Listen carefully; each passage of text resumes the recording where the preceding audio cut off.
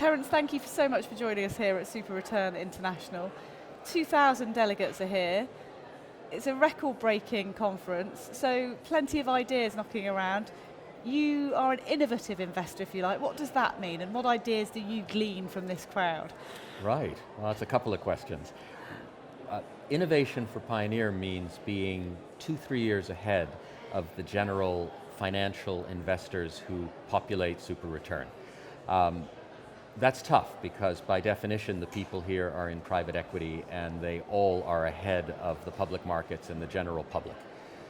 We try to specialize in finding things before anyone else, not when it's bleeding edge, but when it is interesting enough and ahead of the curve enough that we have time to develop the opportunity without competition. We can build a company up with our team that we've chosen to work with and to build some assets up, and then within 2 or 3 years, you go and read the newspapers and suddenly people are talking about our sector. They may not be talking about the company we built, but they're talking about the problems we're addressing. And for us that's very satisfying, because when we go into something or find something, nobody else knows about it, except maybe some specialists in industry or in science. Terrence, what are you looking for? Because earlier I spoke to Raj Ganguly and he said when he looks at a company, he wants to see a founder who would crawl through broken glass for it. Is that what you're looking for too? Yeah, that is a classic Silicon Valley type of model where you're trying to create the next unicorns and you want to take an idea and maybe 5 or 10 million of capital, maybe $1 million or $500,000 of dollars or euros, and create something worth billions. You're trying to change the world. You're trying to create or penetrate a whole new sector. We are looking for not incremental change, we're looking to transform sectors, but based on what's already there. A good example would be the power industry in Europe, and particularly the UK. Renewables emerged in the last 10 to 15 years. A lot of people think that's now played out. Hundreds of billions have been invested and a lot of good returns and some pretty horrible bad losses have been created by the whole renewables explosion. Personally, I think that industry is actually just at the beginning of a next phase of growth. But what it did when it was introduced is it created a lot of problems for existing legacy networks. Electricity's been with us for 130 years. All this new stuff was introduced without thinking about what does it do to our existing network. And the one thing about power is you want it to be there when you need it. And solar is not there necessarily when you need it. Wind is not there when you need it. So we looked at all this, and having made money in renewables ourselves as a firm, we said, well, what else can we do with this knowledge? And the answer came to us, which is this network is really increasingly screwed by this introduction of new technology. And nobody's thought about the other piece of the puzzle. How does the network adapt to this new kind of power? And frankly, nobody was talking about it in 2008 when we first had the idea of creating a company that would build small, modular, regionally distributed, fast reaction power plants that would turn on and turn off. And they basically bridge a gap between the giant coal, gas, and nuclear power plants that have been around for decades and hundreds of years, 100 years, and the new stuff that's come in. And the guys who were building this new world weren't thinking about this, and the legacy utilities that we all pay our monthly bills to weren't thinking about it. A few people in industry were saying, oh, this is a problem and it's going to hit us in 5 years' time. So it took us 2 years to create the company in 2010, and by the time we had built it up to a certain size, which plus or minus 100 million of capital, if you will, it was 2013-14, and you couldn't open the FT without the Prime Minister saying, we need a national strategy to address this new problem that's been created by this new world. And we'd already been doing it for 3-4 years. So that for us is innovation.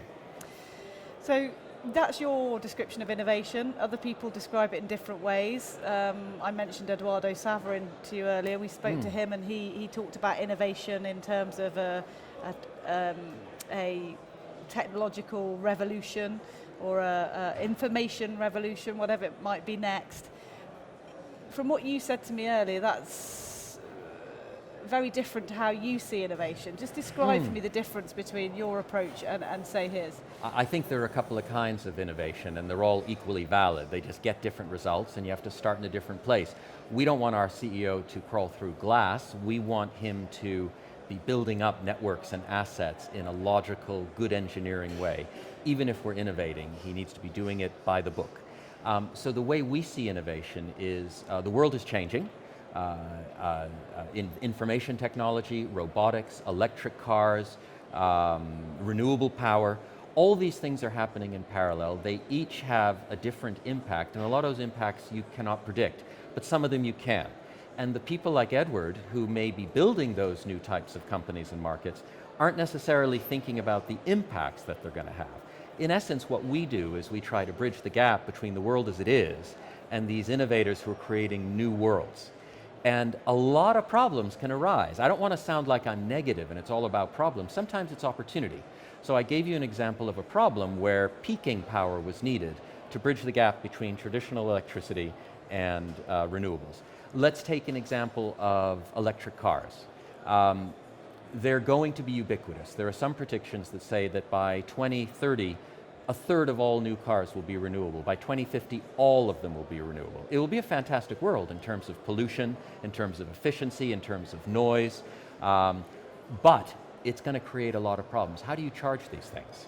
Well, one possibility is you actually charge them on the move, but that is requiring national infrastructure. Who's actually thinking about that? The guys who are building out the electric cars don't have the time to. The guys in the utilities don't have the money to. They're bankrupt right now. Government has no spare money. So that's the kind of thing we look at innovating in. Infrastructure innovating? Basically, yes. Everything we do has an asset or a network component, even if we're doing something new that doesn't exist.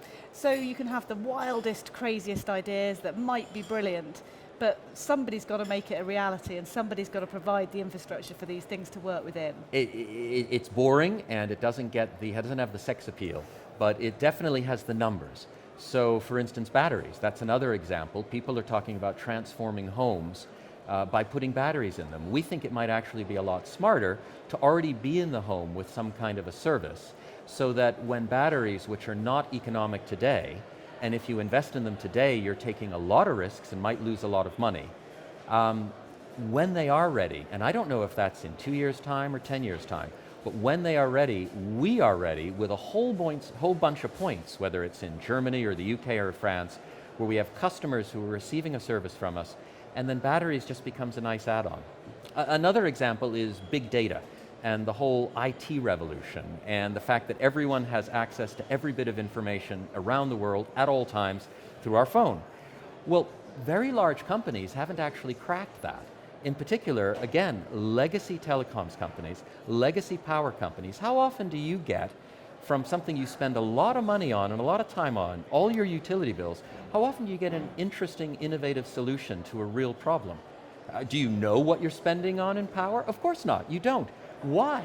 How come I can track my children around all of Greater London, and I can track what a stranger's doing in San Francisco, and I can see a picture of the 7 new planets that have been discovered out in the 40 light years away, but I can't actually track one of my major expenditures? Well, again, we think that innovating around that, rather than creating the next unicorn Uber or Snapchat, but innovating around the hundreds of millions of customers who are paying monthly bills and incrementally improving their experience, is something that we spend a lot of time thinking about. Fascinating times ahead. Thank you so much for joining us today. It's been great to talk to you.